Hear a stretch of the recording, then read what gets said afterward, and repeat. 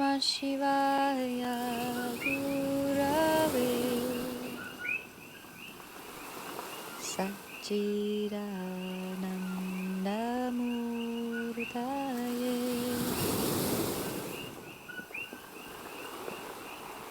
Nishprapanchaya Shantaya Niralambaya Teja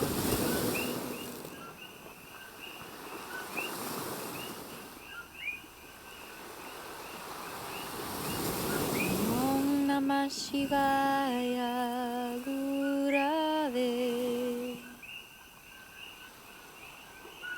Satchidanandamurtaye.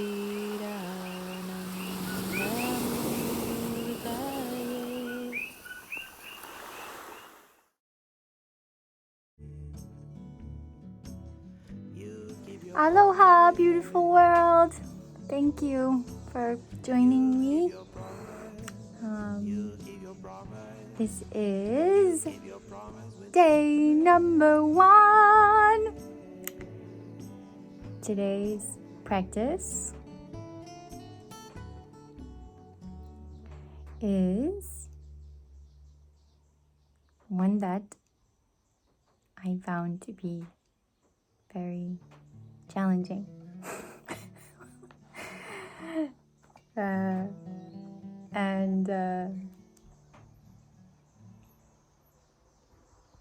I think it may have something to do with the cosmic alignments these past week and 2 weeks. But anyhow, it was merely a challenge to the one perceiving duality and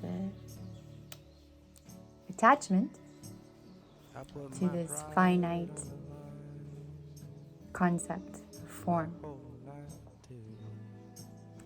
So, let's begin, hey? Sri Margini Pada, the guide, is all about harmonizing and quieting the mind with the intention of moving through a stagnant situation, something that's troubling you. Because once we've emptied the skull of repetitive thoughts, there's something very powerful. The life force of the female principle power can fill that space. It's where she can vibrate. She has the ability to initiate and create this space, to incubate, to become the imagination of itself.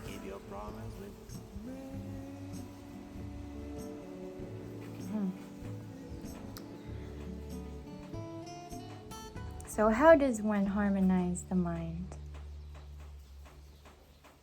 Well, I would say that first, if we haven't made a time and a space to do so, it won't happen. So the very first step is creating a time and a space to do so.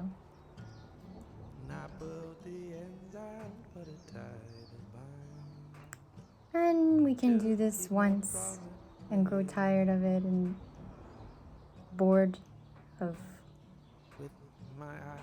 our own inner dialogue.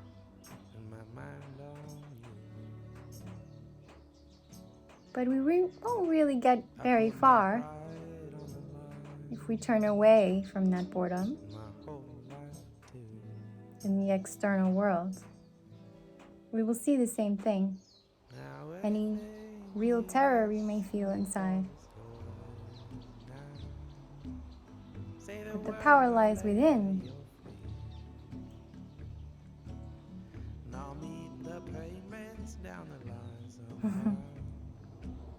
The power lies entirely within. So what type of animal do we see out in the wild that acts like a guide? And in this journey, the type of curiosity and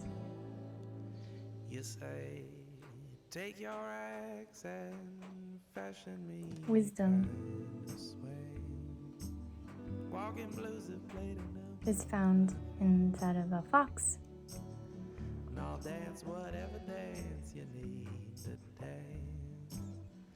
The fox searches in the darkest part. What is the fox looking for?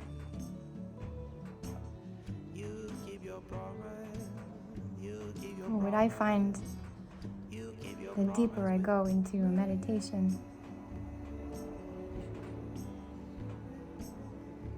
is that the beginning, faintest idea of light, its seed is right there. So, there you have it. I am coming forward to share the good news that the seed of light is found in the darkest part within you. And if you are searching and looking at the light outside, it may get confusing. Because there are all kinds of light.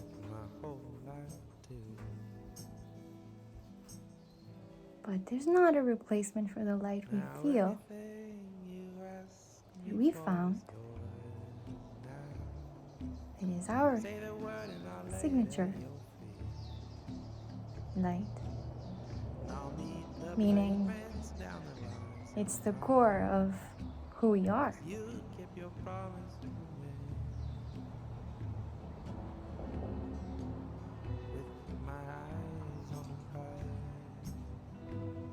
And you can search throughout your body to find this light.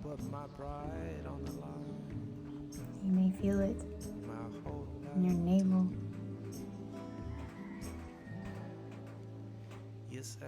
Or what about your heart?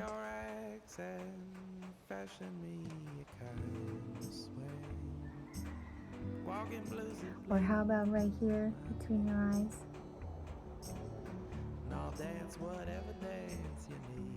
Perhaps there's light there.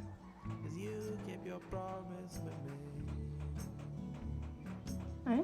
You keep your promise with me. You keep your promise. You keep your promise. So yes, we are transforming ourselves through witnessing the stagnancy that exists within us.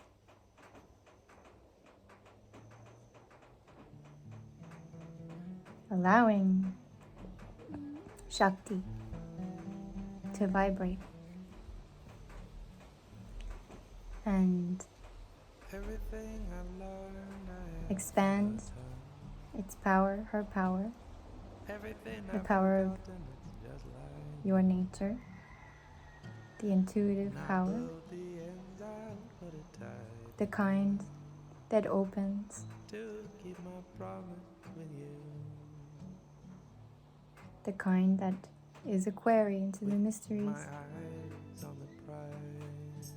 into the heating and the cooling aspects of ourselves. Because what happens when we talk about heating inside the body? We're burning the ego. We're burning the ego away.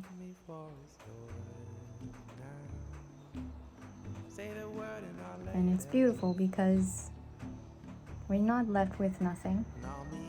We have this beautiful lunar part through the subtle bodies in the upper regions. And this takes those concepts and cools them.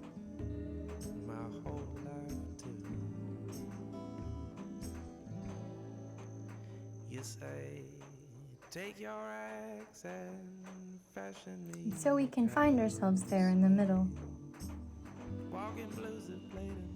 where we stand in our power.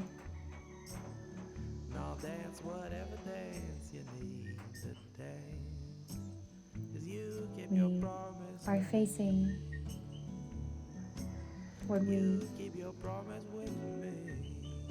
the way we frequently see. I like this idea of talking about frequency as a frequent seed.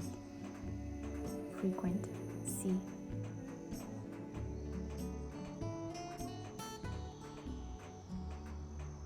So a character or an ego is formed by what we frequency, by our frequency.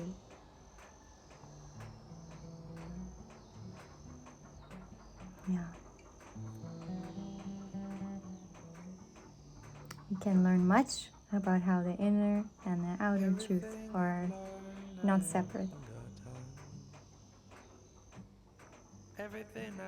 When we decide to take on the heroic path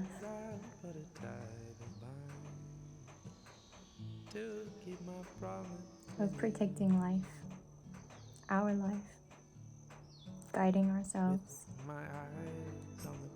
in the proper direction to resonate with true, authentic power. I put my pride on the line, my whole life too.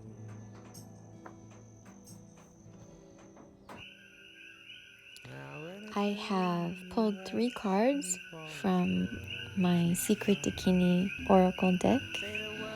This is a wonderful companion, and it has been really helpful to me for many years. It was created by Nick Douglas and Penny Slinger. And I pulled 3 cards because this usually gives me a sense of the influences surrounding a situation or the present energy or question. So 3 is a beautiful number for many reasons. It often refers to the past and the present and the future, or the trifold or threefold goddess, and her 3 stages of her journey, and namely the heaven, the earth, and the underworld.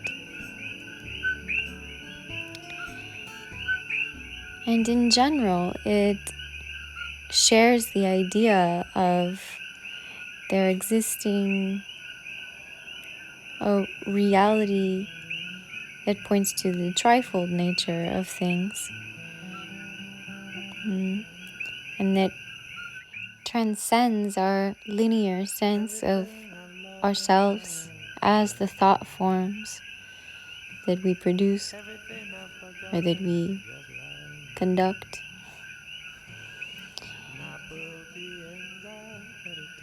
Perhaps we're beyond those thought forms.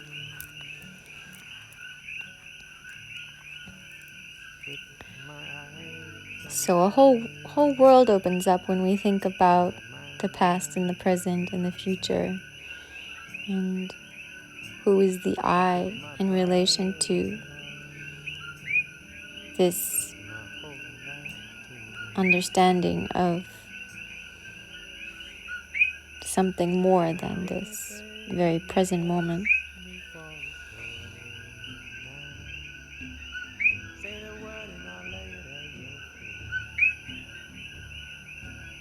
We know that's the only real moment, this vast space in the moment. That we have a recollection and we have wrinkles or bruises or evidence of having existed before, and we have an idea and of imagining what may come about, or what we wish to come about, or what we fear could come about. And so sometimes we live in this before and after, what's actually here and now. So if we look at these cards, perhaps from a past, present, future perspective, it shows a beautiful progression of what might be behind us and what has served us well, and what we're presently undergoing as we transform, and what we can perhaps meditate on to reform a natural world within our own consciousness.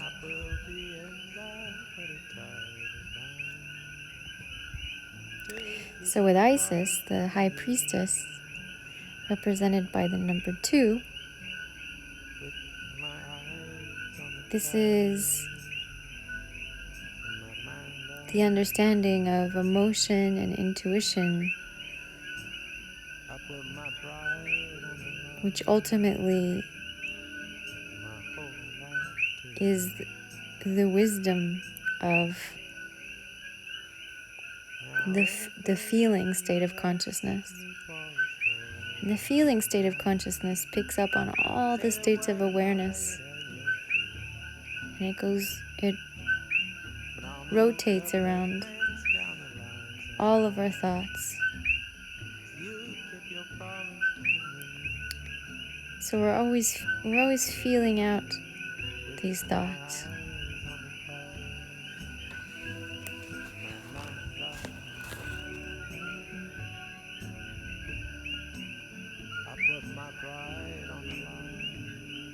So the indication with Isis is that she's attained a certain amount of wisdom, having reflected on these feelings and then distilled them to a balanced energy that flows freely through her awareness.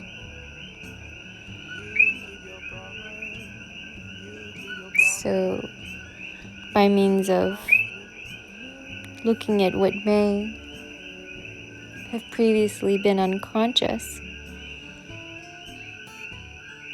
more of herself becomes aware and conscious.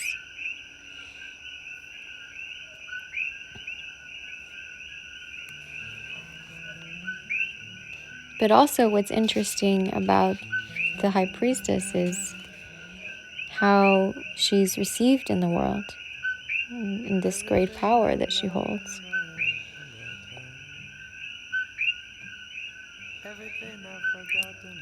In the companion book for the deck, it says here,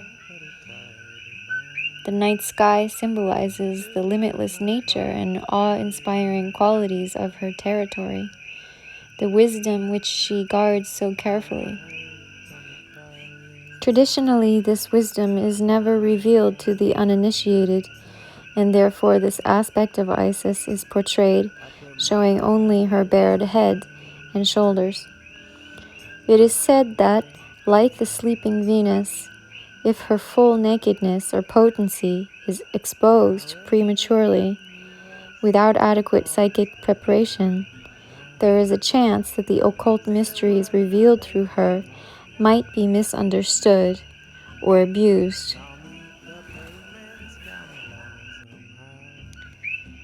So what this can suggest is that there doesn't have to be another opportunity for misunderstanding or abuse of her wisdom and what she shared, because it's within her power whether or not to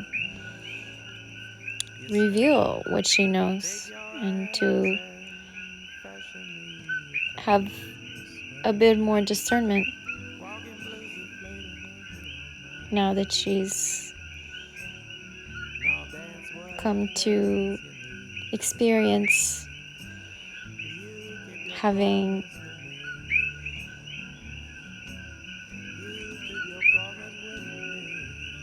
been misunderstood.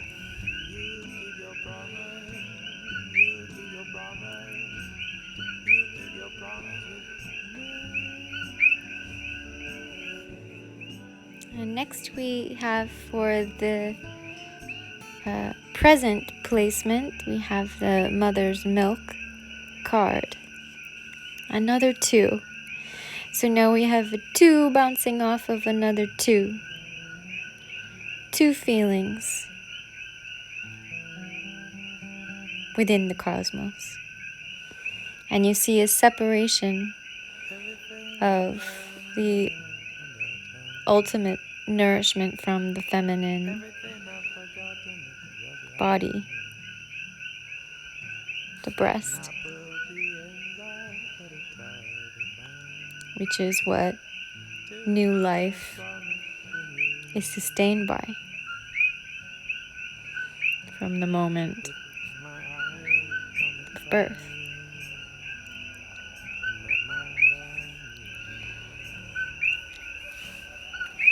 Well, of course, prior to birth, but in the outer world.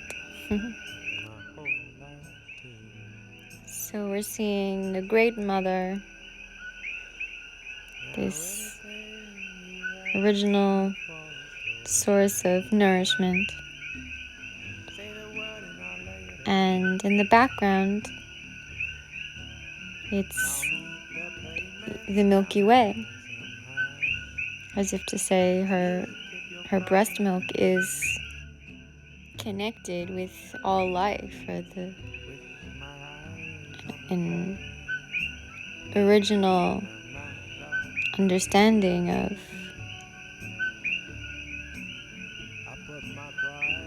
the cosmos. And so what we're looking at is this sense of what is the original home of the baby and the original attachment, the original understanding of love, and then having to come to grips and come to terms with that mother with no longer being attached to her, and to find that connection in the world.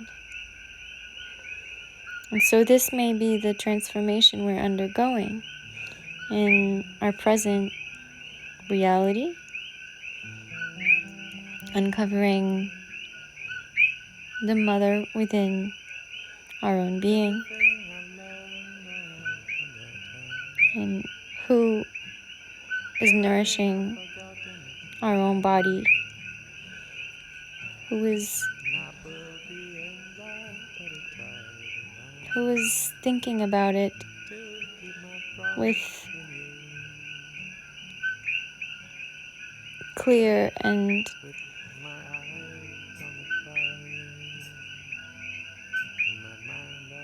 absolute divine wisdom,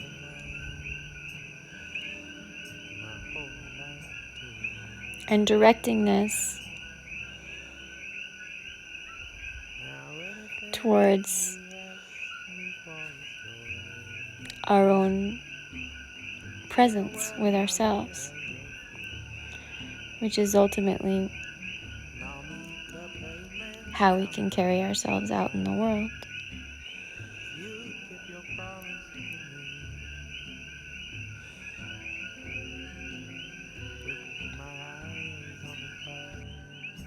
And then we have one of my favorites, the tree spirit, Yakshi, number 53. And this card is simply the true nature of reality, of the sun and the moon, and of the cyclical aspect of life. And this is a way of understanding also the relationship between a day and a week and a year, and these all kind of being nested in this one moment. And if we can cease the kinds of thoughts that are full of details that don't speak to our nature, which is of simplicity, simplicity of day and night, and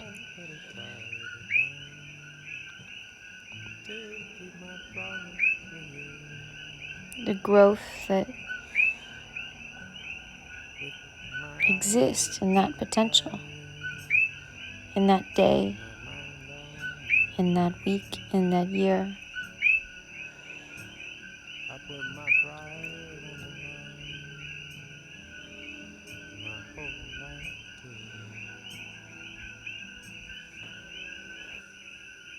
Tap into this elemental foundation through sinking our consciousness into our own soil, where we can grow roots, and these roots can grow a beautiful trunk. And then we have the potential to branch and grow and renew with the cycles again.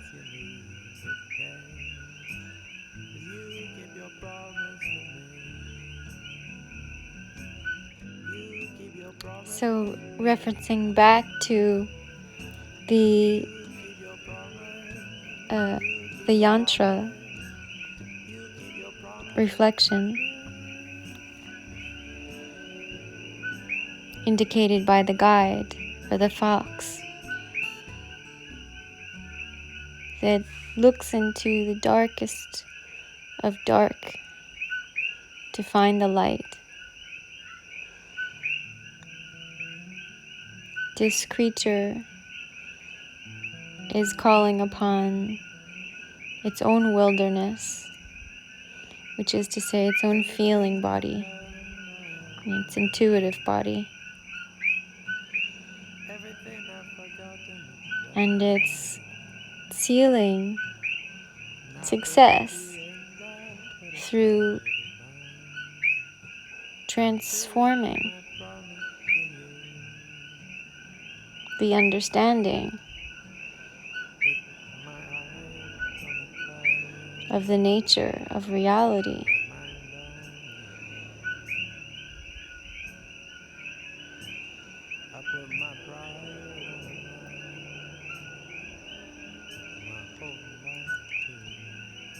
Through finding this clue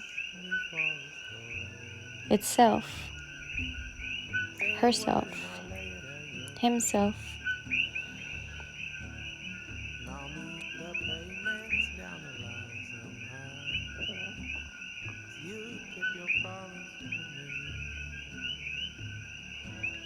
And then we've transformed something that was troublesome or stagnant just through redirecting our attention, creating the space and time, connecting back with the nurturance inside of us.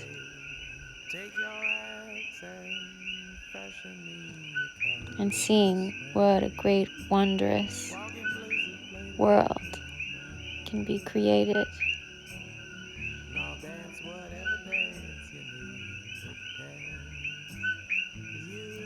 with others, and what incredible potential there is to really change things, no matter the destruction.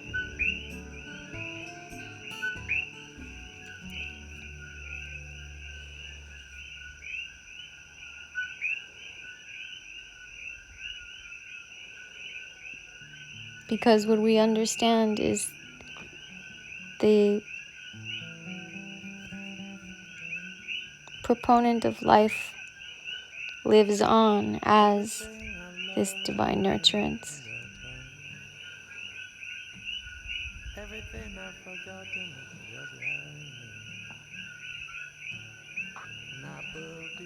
Through us.